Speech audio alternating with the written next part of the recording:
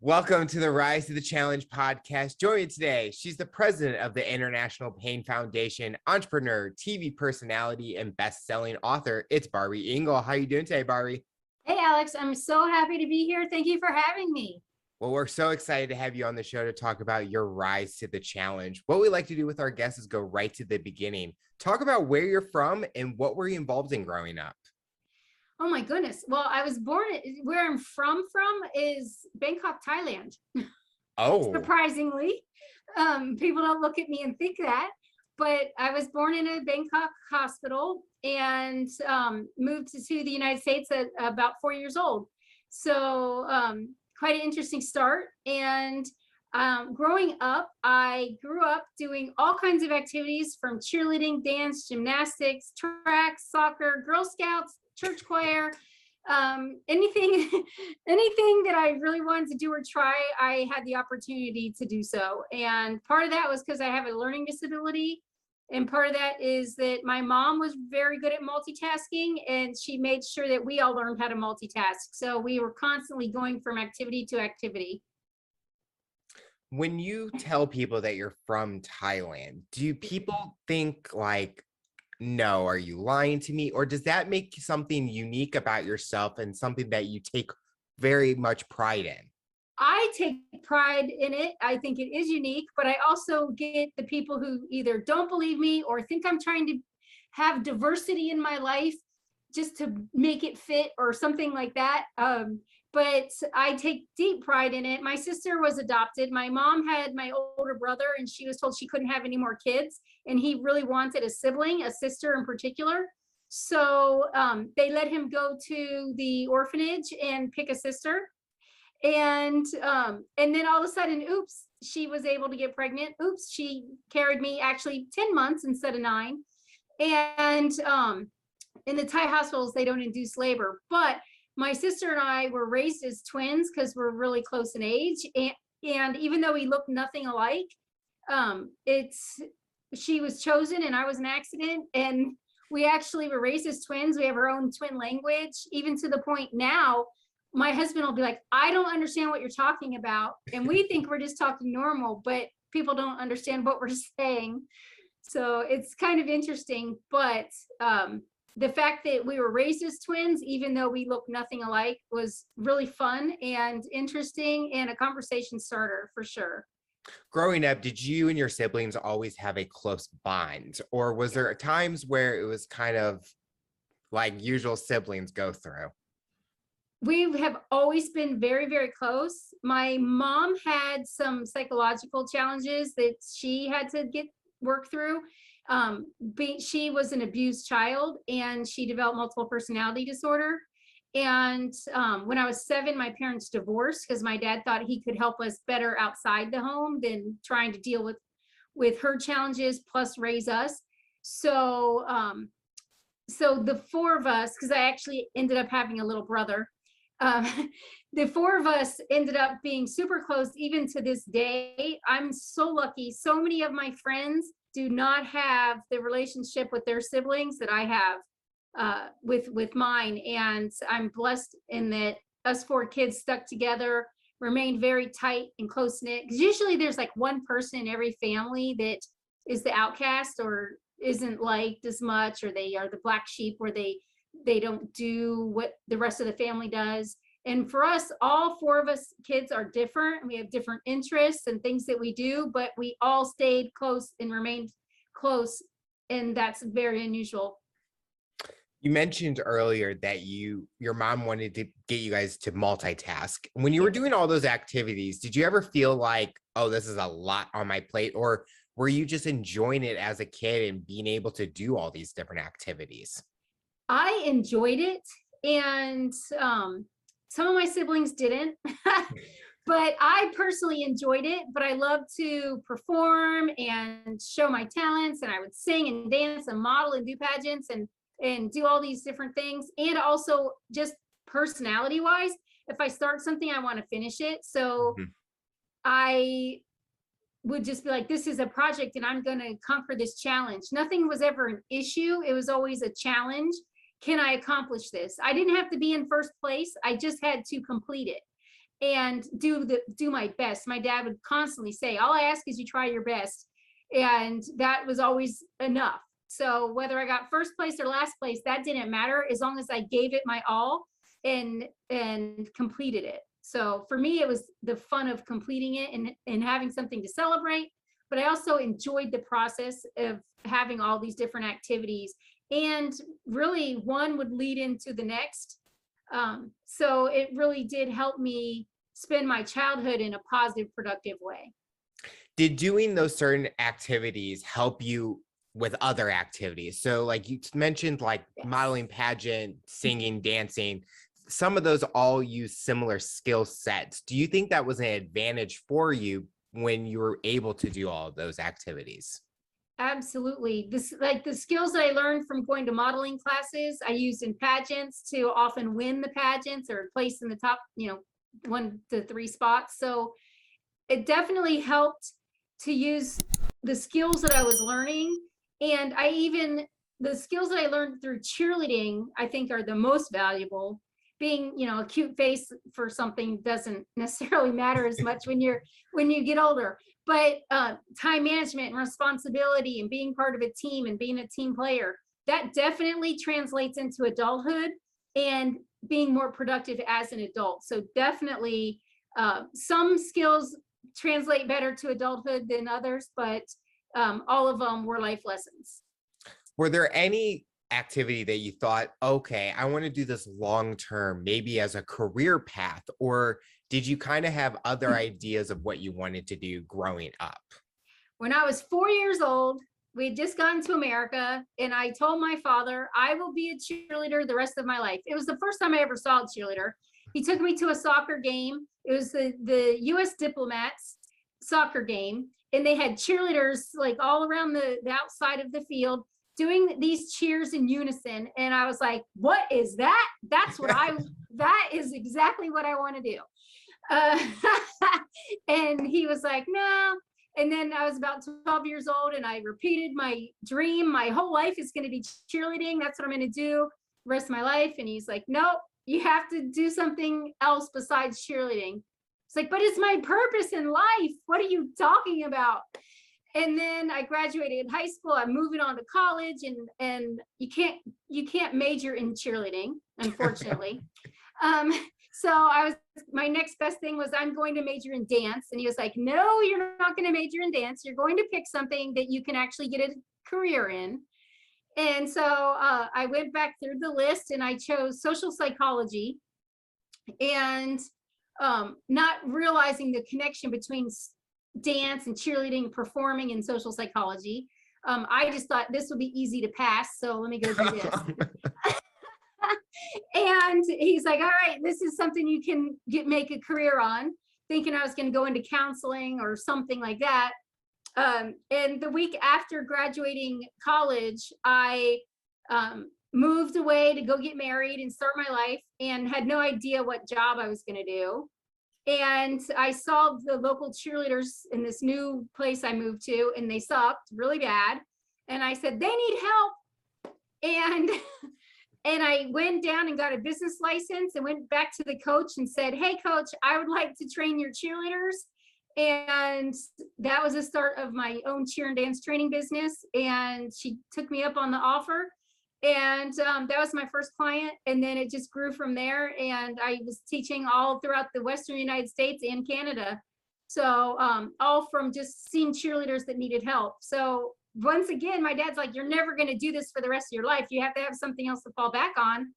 And then first opportunity, I created an opportunity to have this business and do cheerleading once again.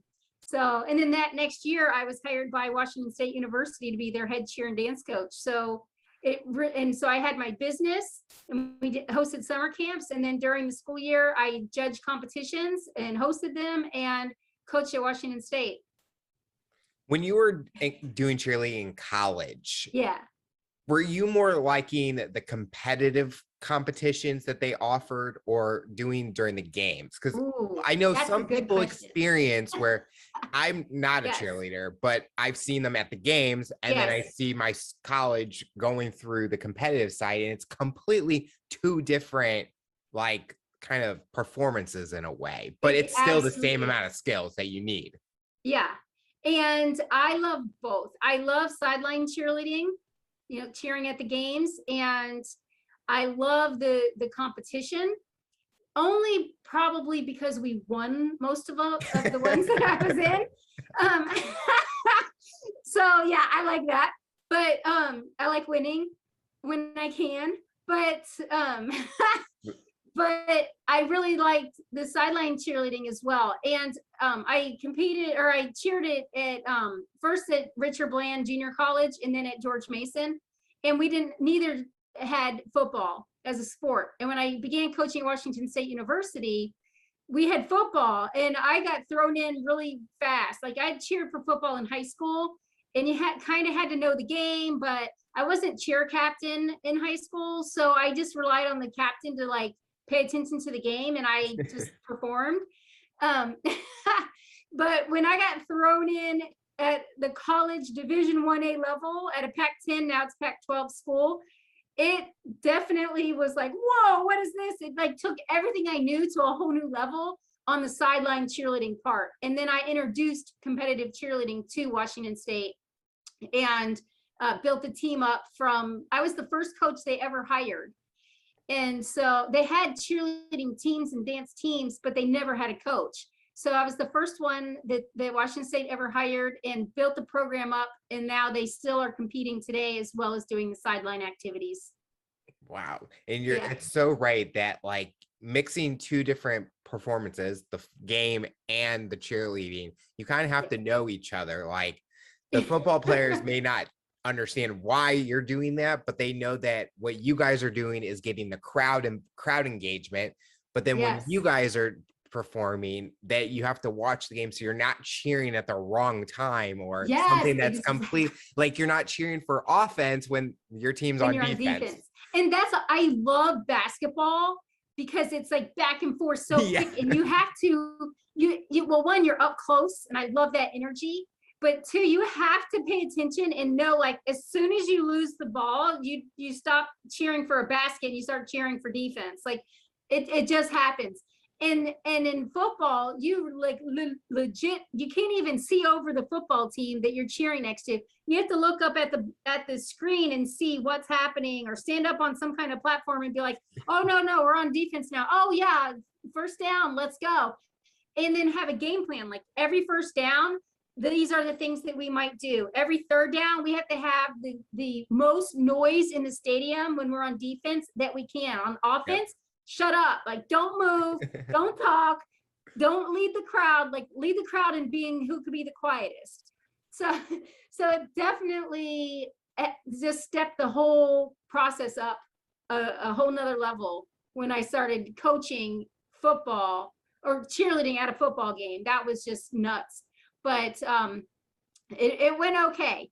I did probably make a few mistakes the first couple of games, honestly, but definitely learned pretty quick. And they put a headset on me, and so the people I could hear what was going on up in the booth as they're making calls on what was happening on the field. So I could understand that football language, and then created hand signals as to which dance. We had 17 dances, so I had like 17 hand signals that I'm like doing kind of our own sign language with the team as to what songs coming up next, what to perform, where to go on the field. All of that was all hand signals. So yeah. When you started your business, did you wish you took business class to help you prepare yourself? Absolutely. Yes. And over the years, I especially in the very beginning, like I would make a mistake on like a tax form or something, but luckily our IRS is very good at saying, hey, you messed up. Fix this, pay this extra, or whatever it is. So I did have to learn all of that. I am lucky. My sister, like I said, we all have something different, a different talent. And her talent is human resources and business administration. So I can rely on her on some of the questions for the businesses that I've been a part of. But I did definitely, especially like in hiring people and how to pay them and all the tax forms and everything, I did have to learn a lot with that. What was the biggest challenge you faced with that first job you had? Oh, goodness. Well, starting my own company or Well, you talked about you worked with Washington that. State. Yeah. The one that you talked about, they needed the help and that you were offering to coach them. Yes. That one Yeah. first. So, well, the hardest thing was just getting past their like teaching their coach why they needed help without being offensive. and saying like, look, you guys could be amazing, but you're like 20 years behind the rest of the country. It's what it felt like. And so I really can help you and teach you some basic techniques that you should have learned at summer camp. But I learned at that point that they did not have competitive cheer in the state. So the whole state of Washington was behind the times. It wasn't just that one team, which was great for business. But I remember sitting in a meeting with the WIAA, which they basically run athletics for the state for all the high schools and junior highs. And they said, we are not a competitive state and we never will be. And I was like, well, you don't have to be, but my company's going to host the cheer competition. So if teams show up, it will be okay. And some teams thought it was illegal to compete and these types of things. So they weren't progressing because they didn't have a need to learn new skills or get new material, choreography, or improve their skills. So it was like the same old, and almost like cheers from the 70s, 60s, and 70s, and moves from the 60s and 70s. They weren't up with the 90s, you know? So it literally was teaching them that it's okay to compete. It's okay to do different choreography. Every school in the state doesn't have to be doing the exact same thing. And so that kind of was the challenge, was teaching the coach that, hey, you need these skills for your athletes, but also going with the WIAA and saying, look, I know you don't want competition, but we're still going to do it. In the first year, we only had 4 teams out of the whole state compete. And, you know, that to me, that was a success because at least there was the first competition ever in the state and I was part of it. So that was a success, but it grew and grew and grew to a multi-day event with, you know, hundreds of teams and all different age divisions. We had cheer and dance divisions, and it really grew into a huge event. And we had cheerleaders coming from other states to come and compete. So it went from being a state competition to the Northwest to the Western United States. We had teams coming down from Canada. So, and now, after I got sick, because I went through a whole health challenge or challenges, and I couldn't coach anymore and I lost my business and things. But after I left, the state actually started hosting its own championships each year when they had literally said there will never be a cheer championship in our state. And now they host it every year. So pretty cool that I was the one that was like, well, you don't have to, but I'm gonna. It's kind of like you had a mission that you wanted to accomplish. It Yes. may have been the competitive, the championships or the competition, but you knew that you wanted to make a difference in the world of cheerleading for the state of Washington, and you were going to do anything you could, even if it didn't take a short amount of time. The long road was all worth it at the end, would you say? Absolutely. And I know I'm part of the legacy in that state forever. Nobody can take it away. And same thing with coaching at Washington State. I was the first coach they ever hired. I got my teams into the top 5 in the country rankings, and no one can ever take those accomplishments away from me or any of the student athletes that were there along with me, growing this and making it is what it is, you know, for what it is today. Nobody can take that away from us. Those are huge accomplishments. For someone that might be listening that is in the cheerleading world or a coach, what would you tell them to get them motivated, to motivate their students to be the best cheerleader that they can be and get them at the competitive level that you think that they should be at? Absolutely. I would say something one of my cheerleading coaches taught me, which was no deposit, no return. She would say, life is like a bank, no deposit, no return. If you don't put into it, if you don't put anything in, you're going to get nothing back. Yep. So the more you put in, the more you understand the values and the lessons that come from being a student athlete, from competing, from being the best you can be, you're not going to get those life skills out of it.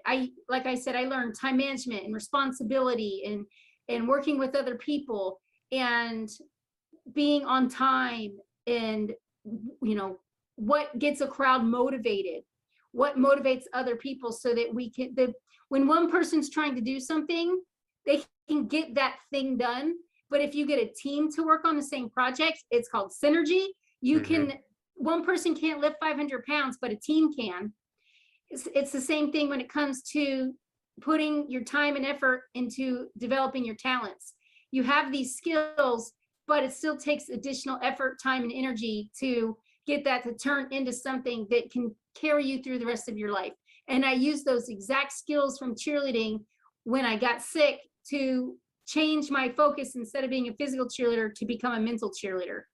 We need to have people, humans, that are able to transition no matter what challenge is facing them. And in cheerleading, that is exactly what you learn. And especially for the competitive cheerleaders, if your music stops, how do you keep going? If your team is losing 50-0, how do you keep smiling and performing on the sideline and having hope until the end of the game? Because when you become an adult and life is the game, and your goal is to make it as far as you can with as many winning moments as you can, that is the purpose of the living life. That is the thing that you need to do and accomplish. And you can use all of those skills and talents that you've made into habits because you've done them so often and become better and better at them when you need that transition, because 1 in 3 people live with a chronic disease.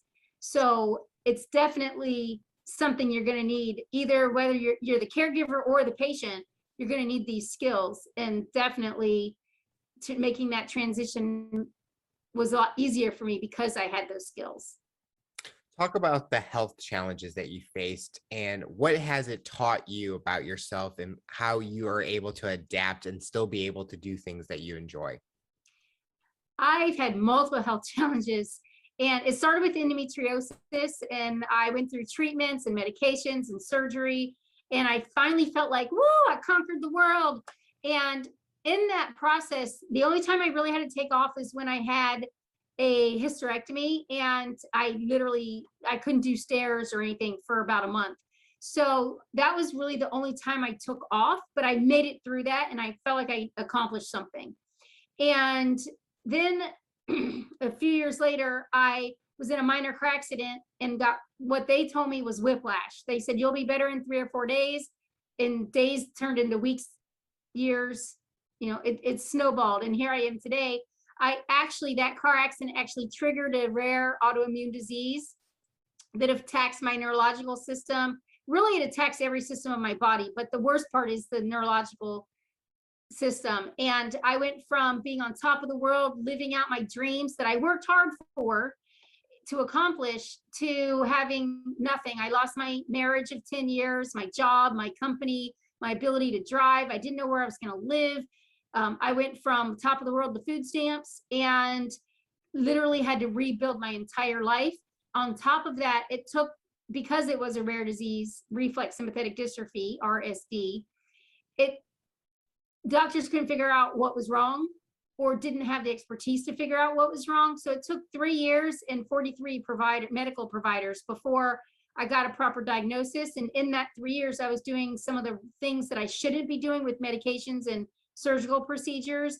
And I was overtreated, undertreated, and mistreated to the point of making it worse and being in the wheelchair, and then or bedbound for that entire time. And even once I got my diagnosis, it was still another 4 years until I got a treatment that worked for me. So it definitely was a journey and a challenge. And in that first 3 years, I had to learn patience, and I also had to learn a whole new vocabulary with the medical system and talking to medical providers. I would go in crying and just saying, fix me, help me, I'm in pain. And through that, I wasn't getting the help I needed. Once I started using adjectives, which that 43rd provider helped teach me, like burning, fire, pain would have been a really important one to talk about earlier in the process. Once I started using adjectives to describe what I was going through and learn how to use the 1 to 10 pain scale and that type of thing, I was not able to set the expectations. And that is something that's very important. If you're a new patient, finding out everything you can about your condition and then setting the expectations with your family and friends and the people around you so that they can help you so that you don't struggle or lose everything so hard and fast like I did. I think that would make a big difference, but we're not taught in society how to have those conversations and what our responsibilities and roles are in the health system. You know, you think, oh, I'm sick, I'm injured, I'm hurt, whatever it is, you go to the doctor or the emergency room and they make you better. But that's when you have a rare disease, that's not the way our system is designed. So you have to become a studied person that is able to manage and navigate the health system. Otherwise, you're just going to hit landmines left and right and not get the care that you need in a timely manner. You talked about like having people understand what you're going through your condition, family, friends. I have a condition with type 1 diabetes, and the way I explain it makes sense to me. But when I'm explaining it to like my friends and family, they have no idea what I'm going through. But then I tell them in different ways with like the adjectives, and they're like, oh, now I understand. It's a little bit better. It's kind of like we use terms like for your condition and my condition that makes sense to other people that have that condition. Right. But the public, the regular public just doesn't understand. And I think educating so that we all know and can help, I think that's how things can get better and we can be there to support each other even more. Absolutely. And it comes down to no matter what disease you have, like, what are you doing in your life? What's your lifestyle? What's your environment? What's your support system? So many activities in life revolve around our health that when you're healthy, you don't even realize it. If I went back and coached today, I would be a different coach. I coached how my coaches coached me. Mm-hmm. And when cheerleaders were injured, I would be like, get back out there. We need you. Instead of giving them the time and space and energy to heal whatever was wrong and then come back, I would pressure them as I was pressured to hurry up and get through whatever it was. Suck it up, tape your ankle, get a cortisone shot, not even thinking of what that could be doing to their body. And some of the student athletes I coach that I'm still in touch with do have some chronic issues from injuries and things that they sustained.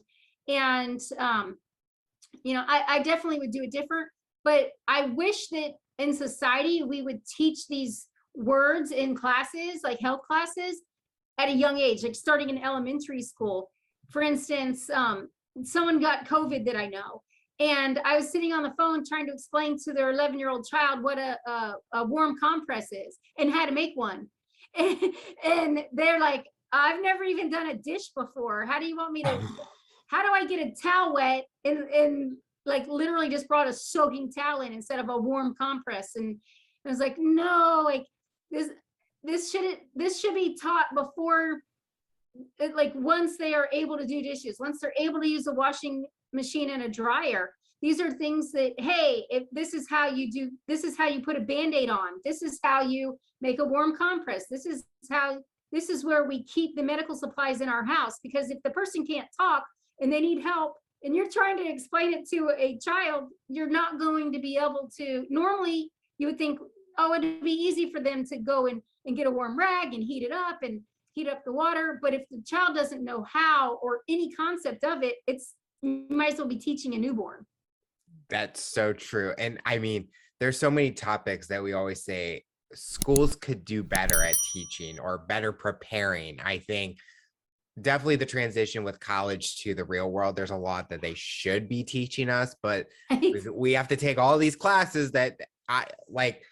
There's so many classes that I'm like, okay, when am I going to use this? I'd rather learn this stuff that I'm actually going to deal with on a life daily skills. Basis. But definitely the health classes, because you never know like even those kids, they could see their parents going through something. And if they had a little bit of information, they could kind of treat before paramedics start coming or things like that. So no, I totally agree with that part.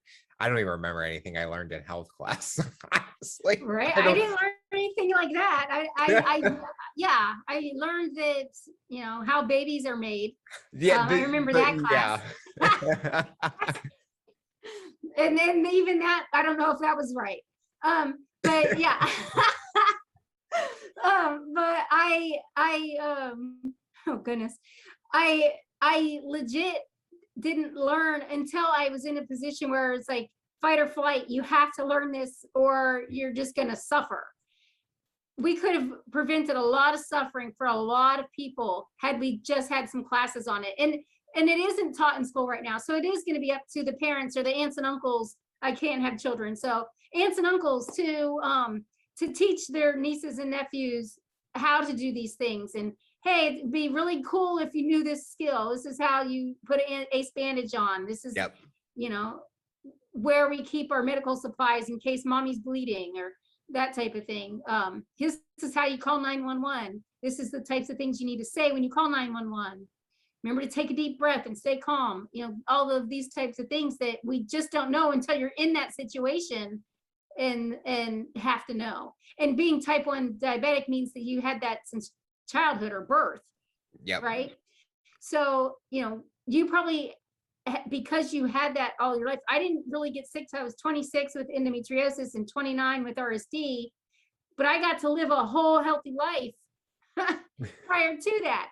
So I didn't have to learn these skills. Whereas if you have something from a younger age, your family might put some more focus on those areas that, testing your blood sugar and eating the right things. And I remember my dance teachers talking about posture, but I just thought they meant posture while you're dancing because it's supposed to look better. I didn't realize that they meant posture was something that you need your whole life, or by the time you're 60, you'll be facing the floor. It's it's things like that nobody taught us the why.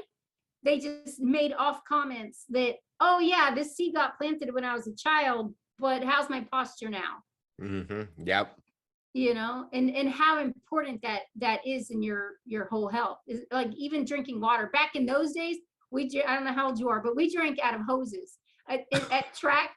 At track, I remember they had these like metal V-shaped stands, and they would run they would run the water hose through it, and they'd punch holes in the water hose, and we would just walk up to it and just start drinking out of this little hole off of the water hose.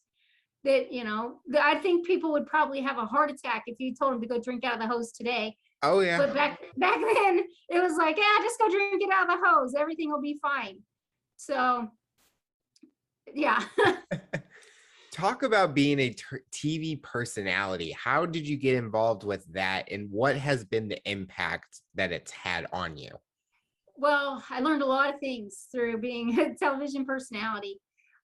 For reality, which reality is not real. That's the first thing I learned. There's a producer. So you tape each scene like 6 times, Yep. Sometimes more, but around 6 times.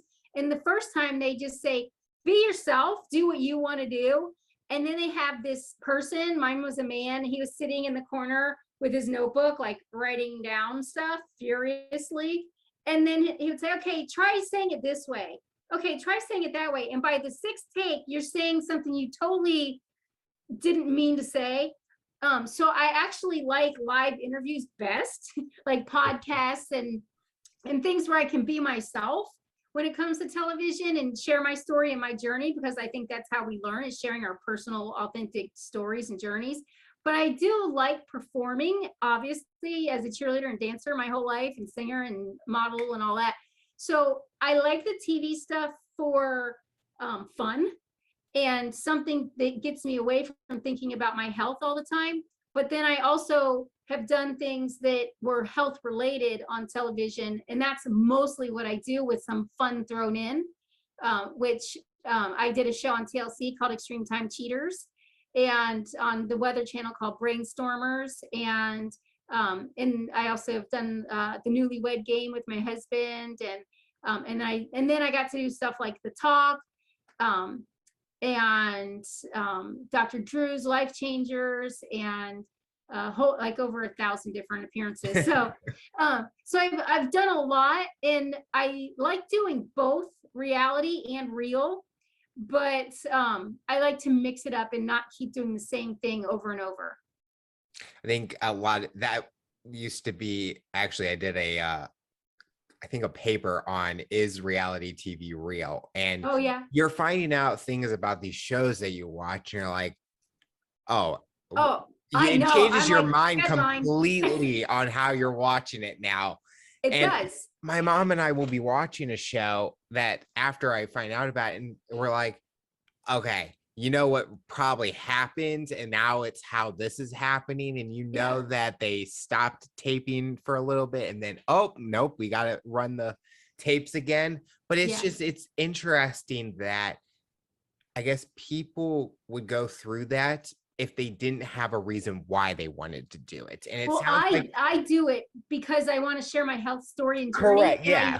I feel like even something like I did a show called My Next Move, and it was about moving and the challenges that we faced in moving into a new place and what we went through. And we taped 7 years of story in about a day and a half, with costume changes and makeup and hair and everything. Like we did a fake flood because we didn't have pictures from the actual flood that we had, so we made a fake flood, and you would think that this is a huge flood, and it was really a puddle in our backyard. So yeah, but my purpose is to share the real that happens. So there's a seed of truth in every story, but then they have a writer that writes it into something that's interesting to watch. Yes, yeah, because you wanted to tell people about your story, but you also knew going into it that you have to make it entertaining, because I think some people just, oh, I just want to become famous and stuff, and then they realize what they have to go through for that. Don't expect to get famous. You do get paid, so that's a bonus. And you know, do it for fun. Don't do it to become famous, because it's not it doesn't make you famous. And the more outrageous you are, that just doesn't equate. Like the past season, there was a lot of people like, oh, you're just on the show, The Bachelor, for the wrong reasons, or Bachelor in Paradise for the wrong reasons. And I'm like, well, yeah, because they're trying to gain followers, and you'll gain the followers just by being on, you'll get some. But a lot of them will unfollow you when they realize that the persona doesn't match what your life is. Yep. When I'm on the show, I'm talking about my health, and I do this because I have this health challenge. And so my message is still coming across. I'm still planting seeds in the hopes that people will find me they'll look me up. Who's this Barbie? Or if I do it with my husband, we're Ken and Barbie. Who's Ken and Barbie? And then they'll come and find my social media, and then I can keep them by showing them about chronic pain and the challenges of daily living and ways to get through it and how to navigate the health system. And so I have something to bring them back to and move forward with them. But a lot of times reality stars will do it just to gain followers and then lose followers because they really didn't have that hook or anything being famous can't be your only purpose for doing it. There has to be a reason behind what it is. And the best reality stars are ones who have had a challenge or a struggle of any type that can articulate it, talk about it, and share it. So oftentimes that's what the reality producers are looking for. And how they found me, now they just find me through social media. And I talk and share my actual story and what I go through on social media, and that will attract the producers to say, hey, we're doing a segment on XYZ. Can you come in and talk about it? Or can we do an interview with you and send a camera crew to your house, or follow you to a doctor appointment, or whatever it is. So I try to stay in my wheelhouse of health related topics when it comes to reality. This is random, but did you marry your husband because his name was Ken? Partially, yeah. There we go. Yeah, I heard that and I'm like, there's no way. Like that's just yeah. too perfect. And my name isn't Barbara or Barb or any other form. It's actually Barbie with a Y. And my sister's Marby, so we're Marby and Barbie. I And like that. and my parents, I guess, had a plan. But when I met Ken, we were uh, near a new place. I had just moved in. I wasn't able to drive. I needed help with doctor appointments. And he's like, "Hi, I'm Ken." And I was like, I think I said, "Hi, I'm Barbie." And he was like, "Oh, I'm Ken." And I was like, "What?" Like, Start singing the Aqua song. yeah. And I was like, "Well, I need help. What do you do?" And he's like, "Oh, I work from home," and was telling me about his business. And I was like, "Well, could I pay you to drive me to physical therapy and doctor appointments? I have, at that time, I didn't know I had a rare disease, but I had just had a shoulder surgery." And he was like, "Sure." And then on the drives, we started talking and getting to know each other. And then he asked me on a date. And I was like, "Well, do I have to pay you if we're dating?" But we kind of fell in love through that process and discovered that I had a rare disease. And we had already fallen in love when we realized that this was the rest of my life and it could get a lot worse and or better. And it depends on the journey that we take, how this is going to turn out. And he said, "Look," I was like, "Look, I'm nothing compared to what I was." And he was like, "I've waited he was in his 30s, and he's like, "I've waited all this time to get married. I'm not going to say, oh, you have everything I've ever looked for in a woman, except for you have some health challenges." He's like, "How shallow would that be?" He's like, "I'm not going to throw out somebody that checks every box that I've had all my life for who my wife was going to be, except for health," which wasn't even something I was thinking about.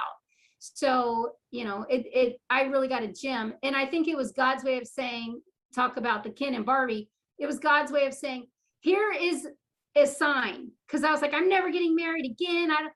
I'm not going through that ever again. It's horrible. And God was like, "No, I'm literally going to give you Ken so that this is part of the plan." And I'm so glad that Ken's in my life and God brought me a really, really awesome man. Going through these TV shows and all the stuff that you're going through, was that something that you wanted to share in why you wrote your book? Or was there a different purpose and a different message that you wanted to share with the audience? Well, I've actually done 9 books. So, Wow. yeah, so you're probably referring to my favorite, which is From Wheels to Heels. And that book is my favorite. It goes through my journey, but it also gives the readers actual life takeaways that they can implement in their life or use to spark an idea that would be fitting for their life if it's different than what I've done. And so I did the book, and I did share a little bit about finding Ken in the book, but I did that book for sharing my health journey and showing other people that there's a good reason for hope, because there is help. But I've also done like a children's book, because with my 4 older nephews, I don't really have a very close relationship with them because I couldn't set the expectation or talk to them or teach them what I was going through. And with my younger 4, 3 nephews and a niece, we made a specific conscious effort to say, this is how you interact with Aunt Barbie so that it could be positive for all of us. And I have a very close relationship with those 4. So that was intentional for that. I did one with my husband called Real Love and Good Sex for Chronic Pain Patients and Their Partners. That was for me and my husband. And we had done an episode on The Doctors television show about how to keep a marriage strong when one partner has a chronic disease or illness. And so that's what sparked it. And because when we filmed that episode, they aired like a minute of the episode, but we taped for like 18 minutes. And we had actually gone to LA to film a different segment. And when we got there, they said, "Oh, we changed the segment in like 3 minutes to prepare. Here's the topic." And then they just turned on the cameras and let us talk. And we actually had a lot to say, surprisingly. Also, when we would go to medical conferences, one of the biggest questions that we got from medical providers was, how do you keep your relationship strong when Barbie's in this much pain and you have this hardship going on, how do you keep your marriage and your relationship working? So it was a common question we got from medical providers that they wanted the answers so they could share with their patients. And then when we did the doctors, it was like, wait a second, we actually know something about this. And so we were just sharing our real life experience to help other people through similar challenges, because it's not talked about much. So and then I've done one, my father's passed away, but we did one called The Wisdom of Ingle, which is 5 generations of life lessons. And that's about inspiration and motivation and how to get over the challenges that you might face in your life based on true stories that happened with our family. And we were working on our second one. All I ask is you try your best. And then he passed away. So I haven't completed that one yet, but it is going to come out one day in honor of my dad, in memory of my dad. But we didn't finish it together. So it's been kind of hard because he was the cornerstone of our family. So it's been hard to like finish doing it without him, but I will finish it and get it published. Just haven't got to that point yet mentally for myself. Is there a project that you haven't done yet that you're thinking, I hope I eventually get to do it one day?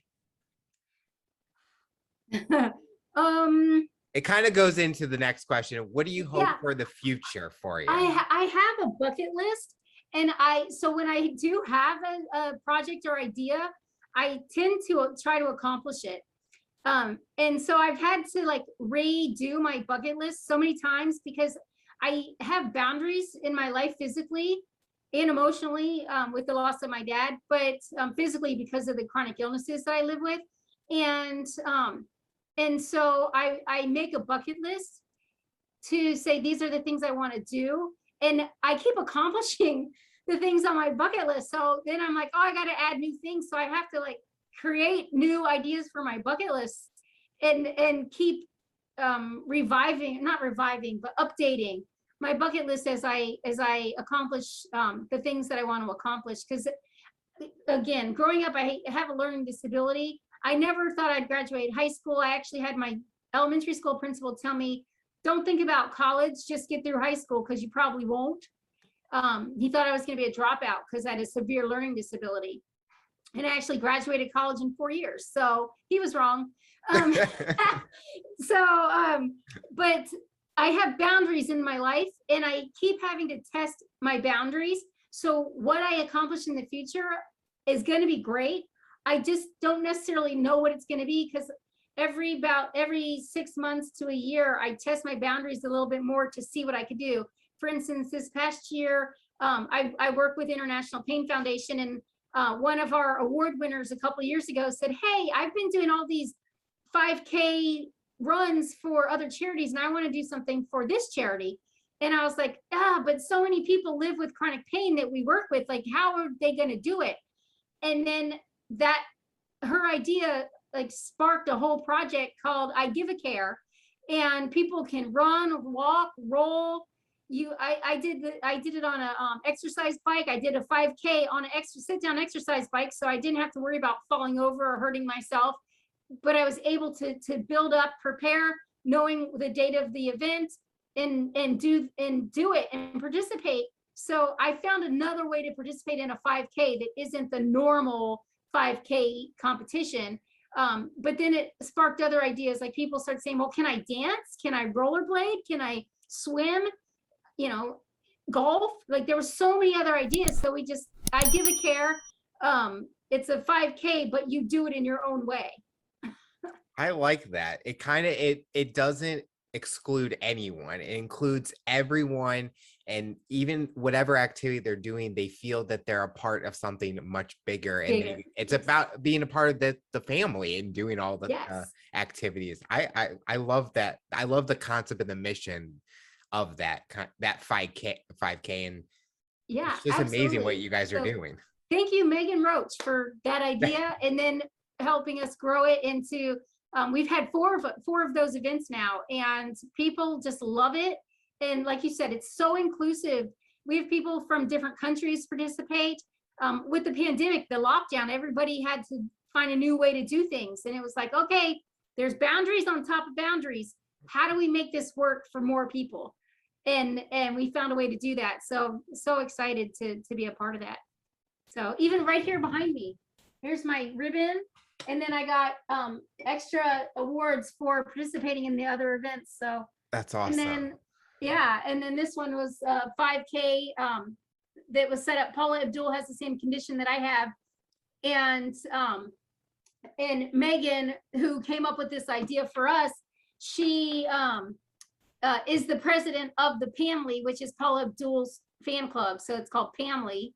And so she created another, like a jump off event for Paula's birthday to help raise funds and awareness in Paula's name and honor. So yeah, so I got to participate in multiple events now and racked up those awards.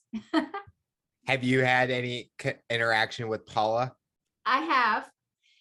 Paula is a friend of mine, and we connected at a public event, but I wrote a private letter and was able to give it to her. And it did take me, again, one of those things on my bucket list. It took me a couple of years to get past security and all of the handlers and everybody. But finally, I was able to meet her, talk to her about cheerleading and dance and that connection publicly, but handed her a bag, which still, like when you see the X Factor premiere pictures, her assistant's right behind her carrying a bag that says you just totally rock. And in that bag, I gave her a copy of some of my books, and I gave her a handwritten letter, which is really difficult for me to do. Handwriting, so my hand is weak. And I gave her a pin off my Letterman's jacket to represent the year that she had her first #1, which was the award that I got for that year for cheerleading. And wrote a beautiful letter and pinned it closed with my pin and gave it to her. And then she contacted me after that, and she's done stuff with our charity, and she has stuff for a lot of charities now. But at that time, she had come out in 2005 and said that she had this condition, and people tried to say she was a drunk and had all these problems and things. And in actuality, she was facing some of the same life challenges that I was, but she was on a spotlight, not knowing how to describe it to the public. And after she met me, she did her first public interview set from 2005 to 2012. She hadn't talked about it because of the backlash that she got for coming out and saying that she had this condition. And I said, look, we got your back, and whatever you do to help us raise awareness, we support you 100%. And she felt more comfortable talking about it. So she's an amazing woman and a friend. The final question I'll ask you, for someone that's listening to this interview based on your journey and experience, what tips or advice would you give them to overcome obstacles, accomplish their goals, and rise to the challenge? Never give up and never give in. If you even have the smallest bit of hope to fulfill your dream, that's enough. That spark of hope is enough to carry you through, and it will fill and it will dim as you're going through your project. But as long as you keep the spark alive, that hope will get you through to accomplish whatever you need, as long as you don't give up. Well, Barby, I want to thank you so much for coming on the show and talking about your rise to the challenge. You're inspiring so many people, and we're excited to see what the future has for you. Thank you so much for having me. I'm so glad that I got to share with you and your audience today.